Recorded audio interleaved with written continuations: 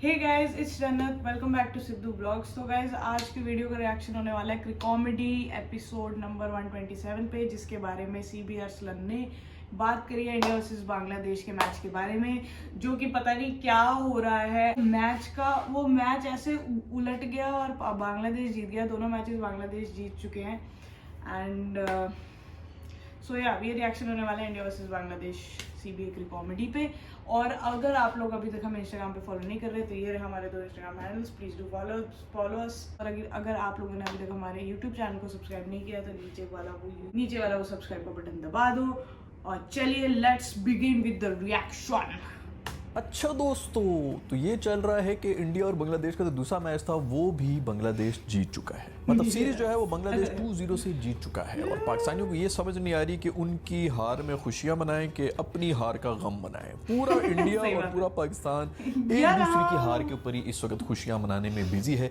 और जैसे ही अपने मैचेस को देखता है तो उसके बाद आंखें भर आती हैं आंसू से मासूम की। जिंदगी का एम हमेशा यही होना चाहिए कि आपका फोकस अपनी अचीवमेंट्स के ऊपर नहीं होना चाहिए, दूसरों की नाकामियों के ऊपर ही होना चाहिए। और वही हमने रखा हुआ है। खैर, आज का जो ये मैच था इंडिया और बांग्लादेश का, वो बहुत ही जबरदस्त था। दोनों टीमें हारने के लिए पूरी ट्राई कर रही थी और एंड में इंडिया उसमें जीत गया। 69 के ऊपर 9 आउट थे बांग्लादेश के। और उसके बाद कोई ऐसा टर्न ऑफ इवेंट्स हुआ कि तकरीबन 270 रन बना दिए बांग्लादेश ने। उसके अंदर फिर से मेहदी हसन साहब जो हैं उन्होंने आके क्या गजलों में राग लगाए और सेंचुरी मार के चले गए। आखिरी बॉल के ऊपर आके 100 मार के गया मेरा दोस्त। पता नहीं इंडिया को क्या आदत पड़ गई है, क्या हाथ को लगा मुंह ना लग सका, इस किस्म की बातें हो रही है। पिछले मैच के अंदर भी इसी तरह जो है कोई 130 के ऊपर 9 आउट किए हुए थे और उसके बाद मैच हार गए थे। इस दफा भी इसी तरह हुआ है कि मैच खत्म हुआ था लेकिन फिर भी एंड में मेहदी हसन साहब जो हैं वो लेके चले गए इनके हाथों से। दूसरी तरफ फाइट बैक बड़ी जबरदस्त किस्म की होगी, लेकिन फाइट बैक सिर्फ और सिर्फ रोहित शर्मा की तरफ से हुई, जो कि एंड के अंदर है। उनका असल में अंगूठा जो है वो जख्मी हो चुका था, उसके ऊपर बॉल लगी थी, कट लगा हुआ था और पे स्टिचेस भी लगे। बहुत से लोग जो है वो शुरू में इसलिए भी तालियां बजा रहे थे कि फ्रैक्चर के साथ आए हैं, उतने छक्के मारे, लेकिन फ्रैक्चर नहीं है, लेकिन फिर भी इंजरी थी। और मैं ये सोचा था कि अगर इस किस्म की वो बैटिंग कर ही सकते थे तो पहले ही आ जाते, मतलब एंड में आने की क्या ज़रूरत थी। लेकिन फिर भी उन्होंने भी एंड में मेरा ख्याल में कोई 2 कैचेस दे दिए थे, जो कि दोनों के दोनों कैचेस बांग्लादेशी प्लेयर्स ने ड्रॉप कर दिए थे। हैं तो फिर पाकिस्तान के कज़न ही इन्होंने इसी किस्म की हरकतें करनी होती। जब भी प्रेशर में हमारी टीम्स आ जाती हैं तो हम पैनिक करना शुरू हो जाते हैं। बांग्लादेश ने अपना पूरा इंटेंट दिखा दिया था कि हम ये मैच जीतना नहीं चाहते। हमारी टीम और बांग्लादेश की टीम जो है वो नज़ला जुकाम तो पकड़ लेगी लेकिन कभी भी कैच नहीं पकड़ेगी। शर्मा मासूम जो है वो टूटे घूटे के साथ जो है वो छक्के मारने की कोशिशों में कैच आउट हो रहा है, वो ऊंची ऊंची बॉलें मार रहा है और ये लोग इधर ड्रॉप पे ड्रॉप किए जा रहे हैं। वो भी चीख रहा है कि यार तुम लोग ये पकड़ लो, कम से कम इस तकलीफ से तो बाहर निकलो। लेकिन उसकी क्या उंगलियां टूटी होंगी, जो बांग्लादेशी प्लेयर्स की उंगलियां टूट गई थी कैच पकड़ते हुए। खैर, ओवरऑल अगर देखा जाए तो बांग्लादेश की टीम जो है वो पूरे मैच के अंदर बेहतर टीम रही थी, इसलिए डिजर्विंग वही थे कि वो मैच जीत जाए। दूसरा, होम ग्राउंड के इनके जो रिकॉर्ड देखे जा रहे हैं तो उससे पता चलता है कि यार ये ऐसा रिकॉर्ड तो शायद ही किसी का हो। ये स्टैट्स आप लोगों के सामने हैं जिसके अंदर बांग्लादेश की होम ग्राउंड की जो डोमिनेंस है वो आप सब देख सकते हैं। बांग्लादेश को बांग्लादेश में जाकर लड़ना बिल्कुल उसी तरह है जैसे आप तालाब के अंदर जाके मगरमच्छ से लड़ाई करना शुरू करते हैं। इन्हीं स्टैट्स में अगर आप देखें तो पाकिस्तान का नंबर आपको बहुत ही नीचे नजर आएगा। ये बहुत ही फख्र की बात है कि हम होम ग्राउंड के ऊपर जो है वो इतना बुरा परफॉर्म करते हैं। अवे में तो बुरा परफॉर्म करने का हमारा हक बनता है। मैं पहले बहुत सी वीडियोस में ये कह चुका हूं कि पाकिस्तान का असल प्रॉब्लम जो है वो नालायकी है। यहाँ पे लोग जो है वो इतने नालायक होते हैं। मुझे पूरा यकीन है कि जितने भी ये जो पिच क्यूरेटर्स हैं जिनको जाके बताया जाता है कि हमें इस किस्म की पिच चाहिए, वो डबल थम्स अप देते होंगे, मतलब दूसरा थंब भी ऊपर करके डबल थम्स अप देते होंगे। वो ये कहते होंगे कि बिल्कुल हो जाएगी सर, बेफिक्र रहें, ऐसी पिच बनाएंगे जो आप चाह रहे हैं ना उससे डबल करके हम बना देंगे। एंड में पिच जो है वो ऐसी बन के आ जाती है। वो इसलिए क्योंकि लोग ही नालायक। करप्शन इस मुल्क का मसला नहीं है, मसला सिर्फ ये है कि हकदार को उसका हक मिलता नहीं है। डिजर्विंग लोगों को वो पोजीशंस मिलती ही नहीं है जो उनके लायक होती है। जो भी नालायक आदमी होता है उसको एक डिजर्विंग पोजीशन के ऊपर लाके बिठा दिया जाता है और फिर वो किसी भी रेफरेंस की वजह से उसी पोजीशन के ऊपर चिपका होता है, इसलिए इस किस्म की हरकतें होती है। वैसे बहुत से इंडियन लोग जो है वो इसी बात का रोना रो रहे हैं कि ये होम कंडीशंस बुली हैं और इस किस्म की चीज़ें। मैं बिल्कुल मानता हूं कि बांग्लादेश है तो शायद हम भी हार जाएं, इससे बुरी तरह हारेंगे अगर वहां पे जाएं। लेकिन जहां तक बात है इंडियन टीम की, तो यही कंडीशंस बहुत हद तक इंडिया में भी मौजूद हैं। स्पिनिंग विकेट्स होती हैं वहाँ पर और वहाँ के जो बैट्समैन हैं वो सबसे बेहतरीन स्पिन को खेलते हैं।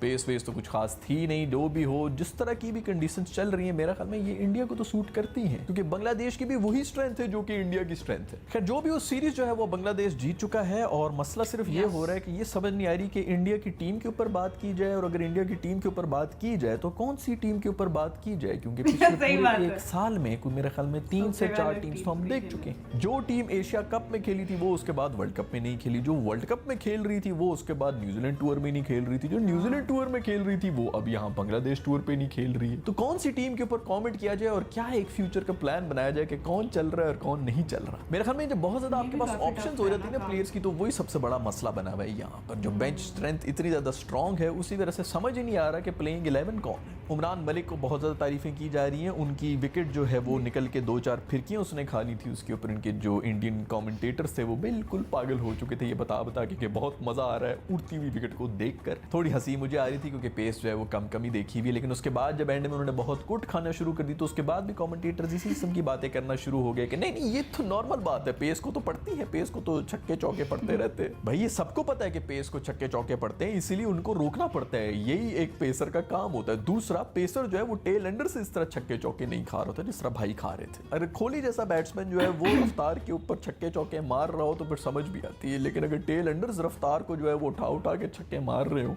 तो वो बात को ज्यादा समझ नहीं आती, क्योंकि लाइन एंड लेंथ नामी भी एक कीड़ा है। खैर पता नहीं मेहदी साहब को किस किस्म की तब चढ़ी हुई इंडिया के ऊपर, जो उन्होंने पिछला मैच भी सिंगल हैंडेडली इनको हरा दिया, आज फिर उसने 100 मार दिया है। लगता है कि आईपीएल की किसी टीम के अंदर इनको पिक नहीं किया गया था जिसकी इनको खार चढ़ी हुई है। हमारे दोस्त अथर अली जो है उनकी कमेंट्री जब भी आप नॉर्मली सुनते हैं तो नाक से तो नक्सीर फूटती है, कानों से भी नक्सीर फूटना शुरू हो जाती है, लेकिन इस दफा जो है उनकी कमेंट्री बर्दाश्त हो रही थी क्योंकि वाकई ही अच्छी इनिंग्स खेल रहे थे मेहदी हसन। खैर सीरीज में तो अब चस्का वो खत्म हो चुका है। कोहली भाई जो है हमारा आज ओपन करने के लिए आए थे, लेकिन वो भी बड़ी बुरी तरह से बोल्ड होके चले गए। उसके बाद जी उनको पता था कि ये स्टेज उनके लिए बिल्कुल सेट था। वो सब मैचेस जिसके अंदर रन रेट रिक्वायर्ड जो है वो 5.5 5.6 की होती है और दूसरे एंड के ऊपर लोग आउट हो रहे होते हैं, उसके ऊपर हमारे कोहली भाई जो है वो हीरो बनने के लिए बिल्कुल रेडी होते हैं, क्योंकि उनको पता होता है कि स्टेज मेरे लिए सेट हुआ है, तो वो एक नई लगन के साथ खेल रहे होते हैं। खैर सीरीज में तो आपको ज्यादा बचा नहीं है, मेरे ख्याल में तीसरा मैच है जो कि अब होगा और बांग्लादेश तो ये सीरीज जीत चुका है। इसके बाद आगे चल के टेस्ट मैचेस हैं उनके बारे में ही बात करेंगे कि उसमें क्या होता है। मेरा ख्याल में उसके अंदर चांस होगा इंडिया का कि वो बेहतर खेलेंगे, लेकिन बात वही हो रहती है कि मेरे दोस्त पांडू को आप लोग खिलाते ही नहीं है। मेरे दोस्त पांडू को टीम के अंदर डालो, उसको कप्तान बनाओ, उसी से पूछो कि यार किसको आपने खिलाना है किसको नहीं खिलाना, वो बेहतर आपको बता देगा।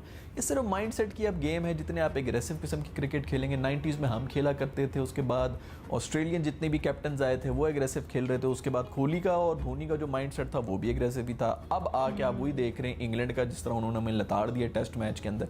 तो सिर्फ माइंडसेट की गेम है, बाकी स्किल विल सब में होती है। सबको पता है कि टाइम किस तरह करना है, मिडल किस तरह करना है, छक्के किस तरह पड़ने हैं, लाइन कौन सी है, लेंथ कौन सी है। यानी इसी के ऊपर मैं बात करना चाहूंगा। ऋषभ पंत साहब का ये एक इंटरव्यू है जो कि हादसा भोगले से वो कर रहे हैं। जरा पहले थोड़ा इंटरव्यू को सुन ले कि वो क्या क्या रहे हैं। मैंने वीरू से बहुत साल पहले सवाल पूछा था, अब आपसे पूछ रहा हूँ। आपको देख के लगता है यार ये तो व्हाइट बॉल गेम इनकी खास बात होगी, आपका टेस्ट रिकॉर्ड सबसे अच्छा है?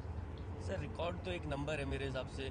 मेरा व्हाइट बॉल का भी रिकॉर्ड कोई खराब नहीं है, ठीक है। T20 का आप नहीं कह रहा हूँ, मैं कंपैरिजन करना तो सर अपना लाइफ का पार्ट ही नहीं है ना। अभी मैं 24-25 ईयर्स का हूँ। कंपैरिजन करना है तो आप जब मैं 30-32 का हो जाऊंगा तब करना, उससे पहले तो कोई लॉजिक नहीं है मेरे लिए। भाई थोड़ा जरूरत से ज्यादा चौड़े हो रहे हो तुम यार, मुझे कुछ समझ नहीं है। उसने इस किस्म का कोई क्वेश्चन तो नहीं पूछा था। जितना जैसे डॉल्फिन होती है ना, मछली डॉल्फिन, वो हर वक्त हंस रही होती है, उसी तरह ये दोस्त भी हमेशा हंसता रहता है। मुझे नहीं समझ आ रही कि इसके ऊपर तुम्हें किस चीज की खार है कि तुम इतना चौड़ा होके आ रहे। दूसरा मेरे दोस्त, ये जो गले में आपने इतनी बड़ी चेन पहनी हुई ना, ये मेरा एक मशवरा ले लें कि आप ये प्लीज उतार दें, क्योंकि ये मेरा ख्याल में जो ज्यादा खून है ना वो आपका इधर ही रुक रहा है, ऊपर दिमाग के ऊपर चढ़ नहीं पा रहा है। तो वो जरा ये गले पर से इतना बोझ हटेगा ना तो फिर वो थोड़ा सप्लाई ऊपर दिमाग में भी जाना शुरू हो जाएगी। ये मैं एक बड़ा जबरदस्त किस्म का तुम्हें मशवरा दे रहा हूँ मेरे दोस्त, ये उतार के देखो, उसके बाद देखो कि तुम्हारी जो टीम के अंदर परफॉर्मेंस है ना वो कितनी बेहतर होगी। खैर हमारा भी टेस्ट मैच शुरू होने वाला है। मेरे ख्याल में परसों जो है वो हमारा टेस्ट मैच है जो कि दोबारा से शुरू हो जाएगा। लेकिन सबसे बड़ी बात ये है कि यार मेरा दोस्त अक्कू जो है उसके 2 अदद फोन चोरी हो गए यार। मतलब किस बेशरम आदमी ने इस किस्म की हरकत की, मुझे उसका नाम पता चल जाएगा। तुम लोग पता नहीं कि तुम किससे पंगा ले रहे हो। जब तुमने ये फोन अनलॉक किया उसके ऊपर मेरे अक्कू का इतना बड़ा वॉलपेपर तो लगा हुआ होगा, इसमें तो कोई शक ही नहीं है। जितना मैं जानता हूं मेरे अक्कू को कि हो ही नहीं सकता उसने अपनी इतनी बड़ी शक्ल वाला वॉलपेपर ना लगाया हो अपनी दोनों फोन्स के ऊपर, बल्कि एक फोन के ऊपर वॉलपेपर उसने अपनी शक्ल का लगाया होगा और दूसरे फोन के ऊपर उसका पूरा धड़ होगा, ताकि दोनों को मिक्स करके जो है पूरा मेरा अक्कू बन जाए। हो ही नहीं सकता कि तुम पहचान ना सको कि ये अक्कू के फोन है और तुमने वो चोरी कर लिया। तुम्हें शर्म नहीं आई? तुमने कौमी हीरो के फोन चोरी किए यार। खैर दोस्तों आज की वीडियो में इतना ही है। उम्मीद है कि आपको आज की वीडियो पसंद आई होगी। नेक्स्ट जो भी मैचेस होंगे तो उसके बाद मैं दोबारा हाजिर हो जाऊंगा आपकी खिदमत में। तो मैं मिलता हूँ आपसे नेक्स्ट वीडियो में। तब तक के लिए अपना ख्याल रखिएगा। अल्लाह हाफिज़।